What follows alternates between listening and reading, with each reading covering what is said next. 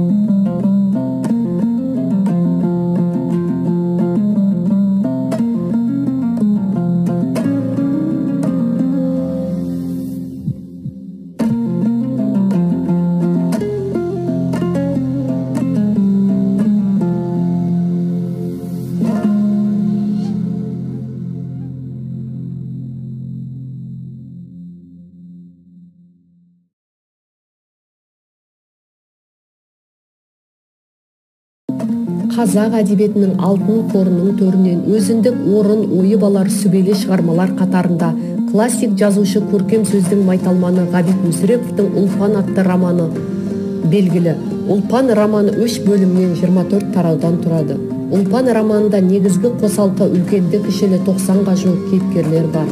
Шығарманың оқиғасы 19 ғасырда қазақ даласында болған тарихи шындықтарға негізделген. Романның Ұлпан, Есеней, Мүсіреп тәрізді кейіпкерлері өмірде болған адамдар. Романның атына лайық оның ең басты кейіпкері Ұлпан. Ұлпан романтикалық характер. Жазушы көп жылдар көкірек қалтасында суытпай сақтаған бір есім Ұлпан екен. Шығарманың алғы сөзінде Ұлпанның есімімен қашан қалай танысқанын жазғанына қарап, ол туралы жазылмақ дүниесі ұзақ жылдар ой сандығында сақтап келуі кейіпкердің тегін жан еместігін танытады. Ұлпандай тарихи адам өмірінің тарихи шындығын жазушы асқан дәлдікпен суреттеп, өз ортасында оқшау шыққан адам екенін көрсетіп, қаһармандық қасиеттермен әрлейді. Батырдың ерке қызы шаңырақтың берекесі, үйдің киесі болып, жоқты бар азды көп етіп отыр. Он саусағынан өнері тамған несібелі ананың ұяда берген тәрбиесінің арқасында Ұлпанға тек Есеней ғана емес, бүкіл ел қызығып сүйсінген. Ұлпан романын жазудан бұрын жазушы 1941 жылы Қызылжардан Қожабай көлінің маңындағы Лебяжі теміржол станциясына алып келеді. Осы станция Сибан зиратының маңынан өткен екен. Сол кезде зират аралап жүріп, Исахмет молдаға кездеседі. Қазірде бұл Ұлпан станциясы деп аталады. 1974 жылы роман дүниеге келеді. Романда 100 жылдық тұрмыс суреттеледі. Шығарманың бір ерекшелігі осы тарихи кезеңдерді, қазақ тарихындағы есімі белгілі тұлғаларды жазғанымен, автор тарихи деректермен емес, әдеби образдармен, әдемі, нәзік, юмор араласқан көркем тілмен сөйлейді. Шығарма мазмұнына тоқталар болсақ, Ұлпан тарихи роман. Онда бір ғана керей уаққа қарасты Сибан елінің тыныс тіршілігін суреттеу арқылы сол замандағы, атап айтқандағы жалпы қазақ елінің шежіресі мазмұндалады. Шығармада ғасыр бойында қазақи тіршілік, оның тұрмысы, салт дәстүрі, өзіне тән әдеп ғұрпы кеңінен қамтылған. Толығырақ айтар болсақ, бұл шығармада Мұхтар Әуезовтің Абай жолы эпопеясындағыдай сол заманғы қазақ халқының тыныс тіршілігін сипаттайтын жер дауы, жесір дауы, барымташылық, қыз айттыру, қалың мал беру, жарлы мен жақын күресі тәрізді құбылыстар терең сипатталады. Шығарманың басты кейіпкері Ұлпан, екінші бас кейіпкері Есенейден 40 жас бола отырып, тұлымы желбіреген жас қыздың бір рулы елдің басын біріктіріп, атын шығаратын ұлы тұлғаға дейін көтерілгенін суреттейді. Ұлпан өмірде болған, Ұлпандай асыл жанға қойылған көркем әдеби ескерткіш. Ұлпан дүние байлыққа қызықпаған, қадірлі болуы ел қамын, ағайын бірлігін, жеке басының бақытынан жоғары қоюынан. Өйткені Ұлпан Есенейдің отанасы емес, Есеней елінің анасы. Жазушы Ұлпан бойындағы 3 ұлы сезімді оқырман көкірегіне егіп кетті. Біріншісі Ұлпан болудың арғы түбі әкенің ол орнына өсірген ақылды есті қыз болып өсуінде. Екіншісі әйел ана болудың зор бақыт екенін сезіне білуінде. Ол жалғыз қызы Біжікенге ғана емес, сол рудың қарамағындағы қалың елдің баласын бауырына басқысы келген мейірман жан болатын. Үшіншісі ибалы қазақ әйелі қандай ақылды құдіретті болса да, ер азаматтан кейін тұруы тиіс деп санайтын нағыз қазақы тәрбиенің дұрысы, адамгершілік тәрбиесінің қайнар көзі еді. Біздің ұлттық қасіретіміздің бір көрінісі осы болмасын, Ұлпан болу көптің қолынан келмейді. Ұлпан сонысымен биік. Шығармада шешендік сөздердің, мақал мәтелдердің қолдануы. Сорлының зарлы арлыға кездескей, малым жаным садақасы, жаным арым садақасы, байлық бір жұттық, батыр бір оқтық. Жүйелі сөз жүйесін табар, жүйесіз сөз иесін табар. Құлдыққа құлан, құласа құрбақа құлағында ойнар. Қыс азығын жаз жимай, жарлы қайдан байысын, баласыз әйел, панасыз әйел. Балалар, қазір мен сіздерге осы сұрақтарды беремін, осы сұрақтарға жауап береміз. Бірінші, Ғабит Мүсіреповтің шығармаларында қандай тақырыптарға арналады? Ұлпан романындағы Ұлпан образын талдау. 20 жылдарда жазылған ана бейнесі көрінетін шығармалар мен Ұлпан романын салыстырыңыз. Ұлпан қайталанбас бір туар ұлы тұлға екенін, Ұлпанда ел анасы арамызда бар ма екен деген сұрақтарға жауап іздеп көріңіз. Романда автормен келіспейтін оқиғалар мен идеяларға қарсы шығыңыз, өз пікіріңізді қорғаңыз. Шығармада шешендік сөздер, мақал мәтелдердің қолданылу мәнін анықтаңыз. Балалар, мен сіздерге үйге есімі аңыз болған Ұлпан ана тақырыбына шағын ой толғау жазу беремін. Сау болыңыздар.